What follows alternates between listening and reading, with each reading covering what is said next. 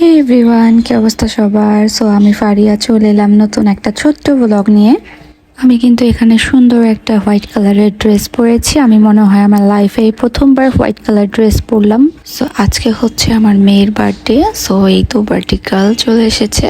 তার birthday celebrate না করার একটাই কারণ হচ্ছে তার এক্সাম। সারাদিন সে বাসায় বোরিং ফিল করছিল, তার উপরে তার বাবার অফিস ছিল। সো আমরা রাতে ডিনার করতে বাইরে যাচ্ছি। আর সেদিন কিন্তু আমরা গিয়েছিলাম আড্ডা রেস্টুরেন্টে, এটা তোমরা সবাই চিনো। ছোট্ট পাখিটার সেদিন কোনো পিকচার তোলা হয়নি, তাই অনেকেই ভাবছো যে আমি তাকে নিয়ে যাইনি, আসলে নিয়ে গিয়েছি। খাবার অর্ডার করার পর এখানে কিন্তু আমরা অনেক সুন্দর সুন্দর পিকচার ভিডিও করেছি। যেহেতু আমরা রাতে একটু লেট করে গিয়েছিলাম, তাই রেস্টুরেন্টটা কিন্তু ফাঁকা ছিল, আর এই জন্য আমরা অনেক সুন্দর পিকচার ভিডিও করতে পেরেছিলাম। তো এই তো এখানে কিন্তু তার বাবার সাথেও তার কিছু ভিডিও পিকচার আছে। তো এই তো বার্থডে গার্লের হাতে কিন্তু কেকটা দিয়ে দিলাম। আর এই কেকটা কিন্তু তোমরা অর্ডার করতে চাইলে তানজিলা ড্রিমসে গিয়ে অর্ডার করতে পারো। স্ক্রিনে কিন্তু আমি পেজটা দিয়ে দিয়েছি। So now it's time to cut the cake.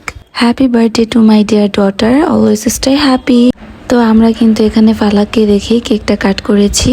আমাদের অনেক বড় একটা ভুল হয়ে গিয়েছে, ওকে ছাড়া কেকটা কাট করে। আসলে পরে বুঝতে পারলাম যে ওকে ছাড়া কিন্তু ভিডিওটা একদম ইনকমপ্লিট ছিল।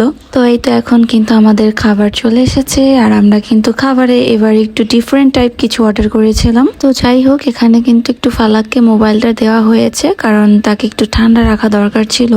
ও কিন্তু অনেক দুষ্ট হয়ে যাচ্ছে দিন দিন। তো এখানে সবাই কিন্তু ডিনার করছি। তো এই তো ডিনার করার শেষে আমার মেয়ে আইসক্রিম খাচ্ছে ঠান্ডার মধ্যেও। তো আজকের এই ব্লগটা এই পর্যন্ত। আল্লাহ হাফেজ।